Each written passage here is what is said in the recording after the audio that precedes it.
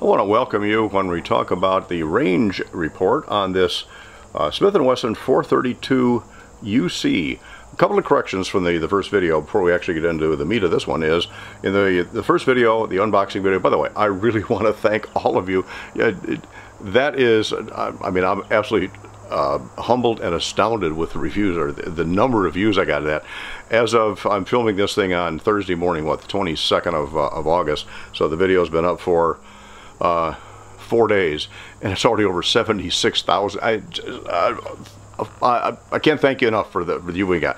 Although, okay, it was sort of clickbaitish, but it really did get to exactly the meat of this. But I made a couple of wrong statements in there. Number one, I called this the 432 LC. My eyes were not focused real well on the model number in there. I should have looked at the end of the box, would have been real simple.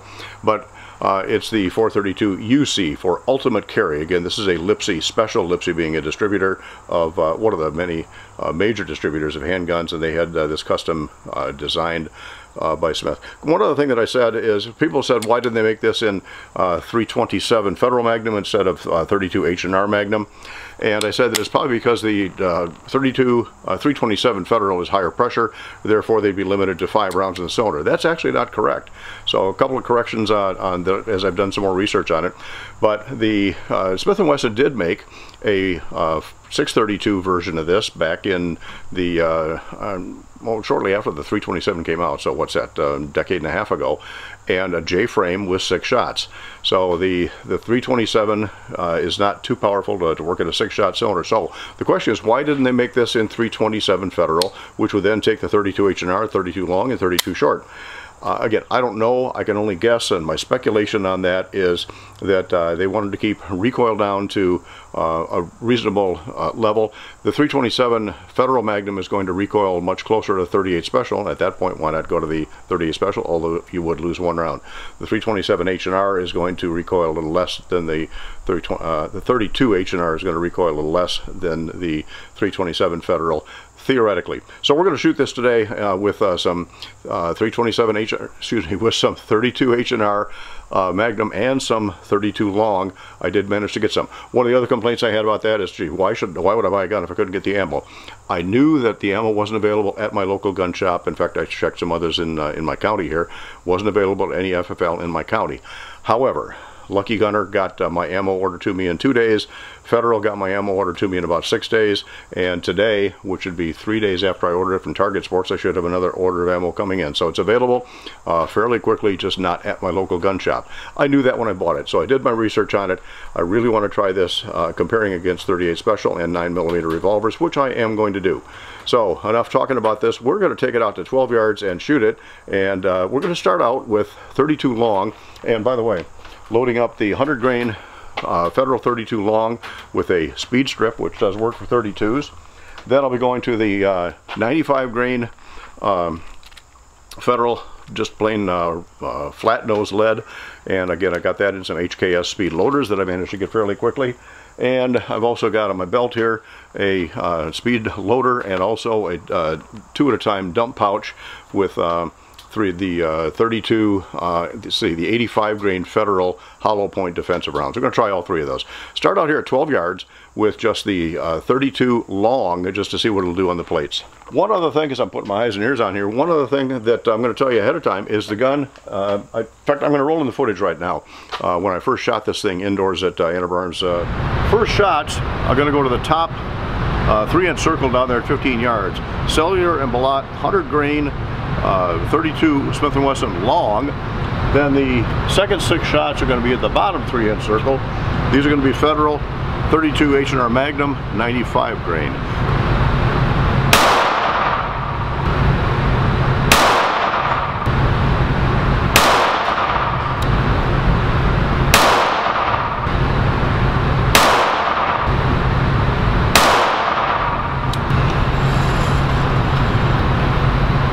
Aim point was right here, right centered on it, so the big green dot is covering that.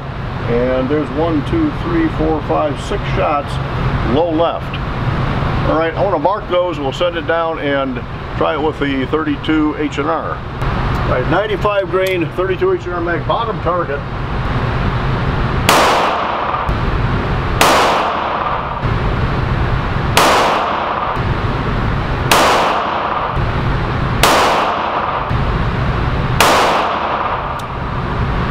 answer is still low left. All right, the left I can take care of, the low not so much. Now, I know there are some people who are going to say right-handed shooters that aren't gripping right always shoot low left. I've been shooting a revolver competitively since the 1970s. I was a high master ranked PPC shooter. Won certainly my share of matches. I don't shoot low left. The gun in this case is shooting low left.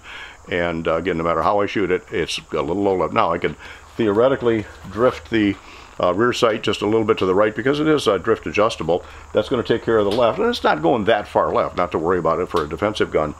Nothing I can do really about the elevation unless Lipsey can or Smith can get me a higher rear sight.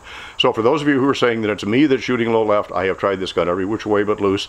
I am a highly experienced revolver shooter. Again, I'm not trying to pat myself on the back. I'm just saying that I know when a shooter is shooting low left or when the gun is shooting low left. And in this case, trust me, it's the gun. All right, I'm going to put my ears on. We're going to shoot 6 shots here at 12 yards. Speed strips, 32 long.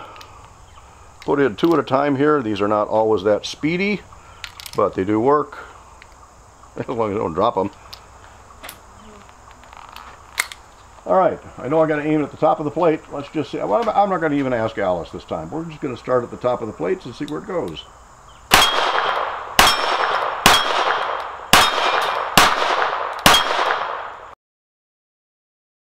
All right, I don't want to spend a lot of time messing around here at 12 yards. I'm going to take it over to 25 and just see what it'll do over there, understanding that I've got to compensate for where it's hitting.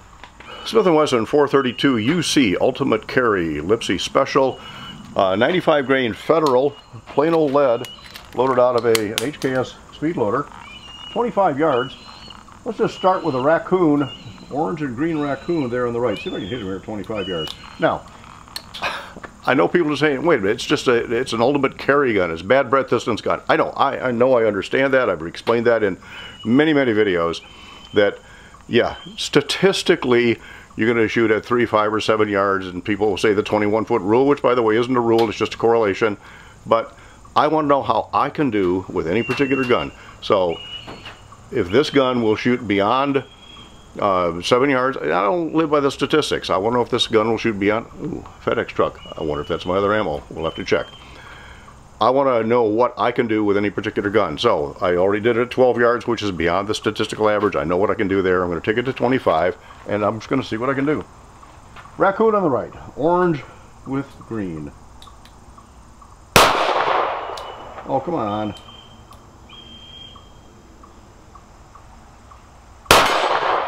There we go. How about the, can I get the crow there on the left? What, yellow crow? Not doing too good so far. I know. Those who complain it's a bad breath distance gun, I know you're vindicated, right? I still want to know what I can do with this. Alright, I got the crow. Can I get the woodchuck, the orange woodchuck there? I got 1 shot left, I believe. Got him. And that's 1 shot left. All right. Here's where I'm really going to get the criticism. I'm going to take it out to 50 yards. Again, I know it's not a 50-yard gun. I know it's strictly a bad breath distance gun. Oh, I want to tell you something about the holster. I just pulled this out of again. You probably can't see a lot of it there. It's a Bianchi holster designed for a 5-shot J-frame.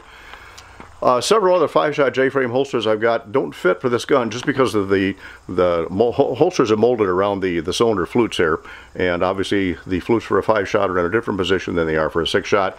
It'll work in this leather holster, even though it's not specifically designed for it. It does work. Actually, my Kimber KDS my Kimber K6 revolver also works in here. All right, let's just see if I can hit that silver gong here at 50 yards. I know, not a 50-yard gun, but I don't care. I'm going to try it.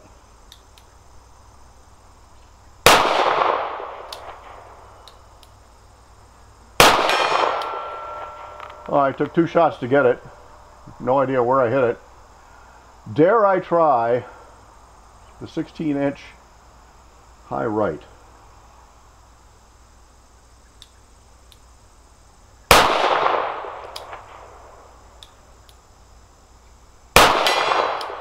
All right, got the 16.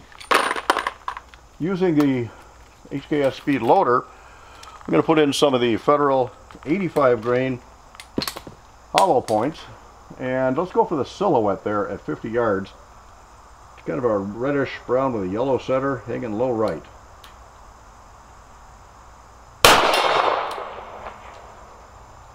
That's moving. I must have hit it. Can I do the 12-inch to the left of that?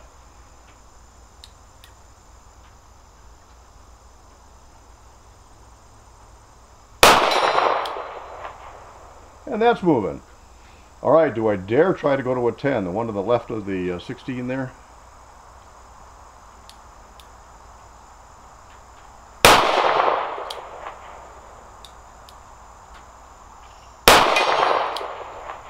All right, even a blind squirrel can find a nut. What do I got, 2 shots left?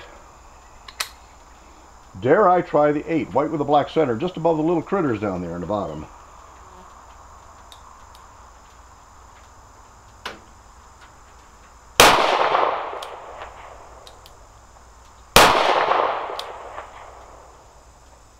And the answer is no. All right, final 12 rounds. We're back at 12 yards again. We've got 6 rounds of the 95 grain Federal target, and we're going to try those, followed by 6 rounds of the Federal 85 grain defensive loads. 12 yards. Just go to the plates one time just to see what it'll do.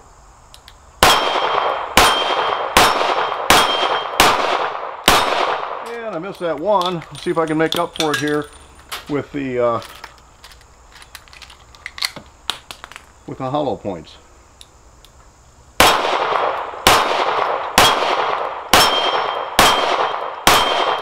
Six for 6. The one problem with that is, I want to say one problem with the J-frame in general is lack of full-length extraction. You do have to work at it. Now these are with a 32 H&R Magnum.